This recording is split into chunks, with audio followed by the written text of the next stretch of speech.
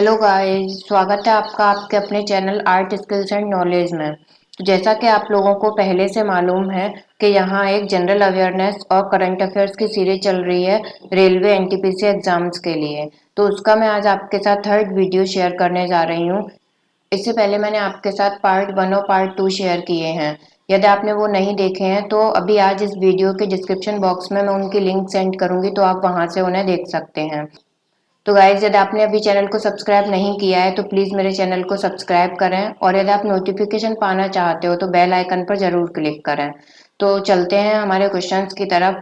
और हमारा पहला क्वेश्चन है, भारत सरकार ने देश भर के लिए पब्लिक इंटरनेट के लिए किस योजना का ऐलान किया है? तो ये है पीएम वाणी योजना। पीएम वाणी का फुल फॉर्म है prime minister wifi access network interface. ये हमारे प्रधानमंत्री जी ने स्टार्ट की है फ्री वाईफाई योजना। इसका मतलब ये नहीं है कि पूरे देश को फ्री वाईफाई मिलेगा। इसका मतलब है जो हम सेटअप और मॉडेम का कॉस्ट देते थे वो अब हमें नहीं देना पड़ेगा। जो हम पब्लिकली नेट यूज करेंगे 1 GB 2 GB, केवल उसी का कॉस्ट देना पड़ेगा। तो यह है पीएम वाणी योजना। चलो चलते हैं हमारे नेक्स्ट क्वेश्चन की तरफ।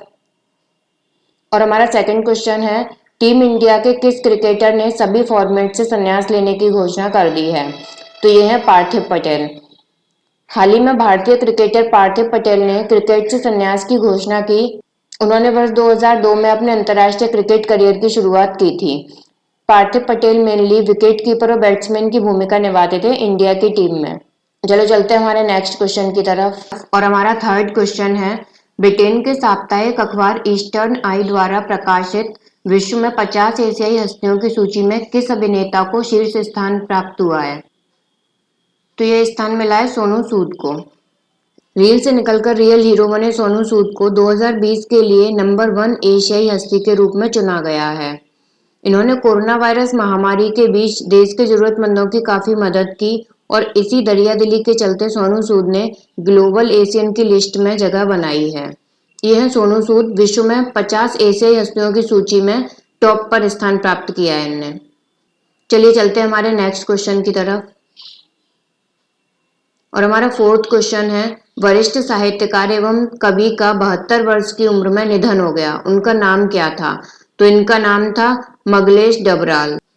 ये है वरिष्ठ साहित्यकार एवं कवि मंगलेश डबराल। चलिए चलते नेक्स्ट क्वेश्चन की तरफ। चीन और नेपाल के 30 सदस्यों वाले सर्वेक्षण दल की रिपोर्ट के मुताबिक दुनिया की सबसे ऊंची चोटी माउंट एवरेस्ट की ऊंचाई 86 सेंटीमीटर बढ़कर कितनी हो गई है? तो ये हो गई है 8848.86 मीटर। माउंट एवरेस्ट की ऊंचाई मौजूदा समय में 8848 मीटर मानी जाती है। अब नई ऊंचाई 8848.86 मीटर मापी गई है।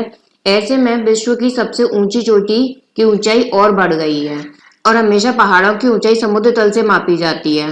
नेपाल ने मापी के लिए बंगाल की खाड़ी को चुना। नेपाल ने 250 किलोमीटर के दायरे में लाइन ऑफ साइट की श्रृंखला तैयार की, तथा चीन ने इस ऊंचाई को मापने के लिए पीत सागर को आधार बनाया। तो इस प्रकार ये ऊंचाई बढ़कर 8848.86 मीटर हो गई है। चलिए चलते नेक्स्ट क्वेश्चन की तरफ। और हमारा सिक्स्थ क्वेश्चन है, फोर्ब्स 2020 की सर्वाधिक शक्तिशाली 100 महिलाओं की सूची में किन भारतीय महिलाओं को जगह प्राप्त हुई है? तो ये है निर्मला सीतारमण, नडार मल्होत्रा एवं मजुमदार शॉ। ये तीनों भारतीय महिलाएं हैं, जिनमें निर्मला सीतारमण जो कि हमारी वित्त मंत्री हैं उनको 34th पोजीशन मिली है। और ये नडार मल्होत्रा, रोशनी नडार मल्होत्रा, इनको 54th पोजीशन मिली है। ये एचसीएल कॉरपोरेशन की सीईओ और एचसीएल टेक की वाइस चेयरमैन हैं। और थर्ड है मजुमदार शॉ, ये बायोकॉन की चेयरपर्सन है और इनको मिली है 65th पोजीशन। चलिए चलते हैं नेक्स्ट क्वेश्चन की तरफ।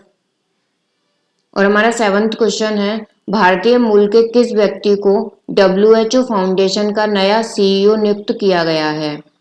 तो ये है अनिल सोनी। यह फाउंडेशन दुनिया भर में स्वास्थ्य संबंधी चुनौतियों को हल करने के लिए विश्व स्वास्थ्य संगठन डब्ल्यूएचओ के साथ मिलकर काम करेगा। फाउंडेशन की ओर से जारी एक बयान में कहा गया कि सोनी 1 जनवरी 2021 को अपना पदभार संभालेंगे और अनिल सोनी जी 2002 से 2004 तक ग्लोबल फंड के कार्यकारी निदेशक की तरह कार्य कर चुके हैं। 2004 से 2005 तक friends of the global fight के संस्थापक के कार्यकारी निदेशक के रूप में कार्य कर चुके हैं। तो ये है अनिल सोनी जी, जो WHO फाउंडेशन के नए CEO बनाए गए हैं। चलिए चलते हैं हमारे नेक्स्ट क्वेश्चन की तरफ। तो हमारा 8th क्वेश्चन है, पत्रकार एवं लेखक राजकमल झा को उनके किस उपन्यास के लिए रविंद्रनाथ टैगोर साहित्य पुरस्कार 2020 प्रदान किया गया है? तो ये है द सिटी एंड द सी। पत्रकार लेखक राजकमल झा को उनके उपन्यास द सिटी एंड द सी के लिए तीसरे रविंद्रनाथ टैगोर साहित्य पुरस्कार से सम्मानित किया गया है। यह घोषणा आयोजक और प्रकाशक पीटर बुंडालो ने की। कोविड-19 महामारी के चलते डेनमार्क के कोपेनहेगन में 5000 अमेरिकी डॉलर के पुरस्कार की ऑनलाइन घोषणा की गई है। तो ये द सिटी एंड द सी के लिए राजकमल झा को रविंद्रनाथ टैगोर साहित्य पुरस्कार प्रदान किया गया है। और राजकमल झा की पुस्तक दिसंबर 2012 के निर्भया सामूहिक दुष्कर्म एवं हत्या के मामले पर आधारित है, जिसे 10 किताबों में से पुरस्कार के लिए चुना गया है। तो यह है द सिटी एंड द सी। चलिए चलते नेक्स्ट क्वेश्चन की तरफ। और हमारा 9th क्वेश्चन है, प्रधानमंत्री नरेंद्र मोदी किस परियोजना का उद्घाटन करेंगे? तो ये करेंगे आगरा मेट्रो परियोजना का।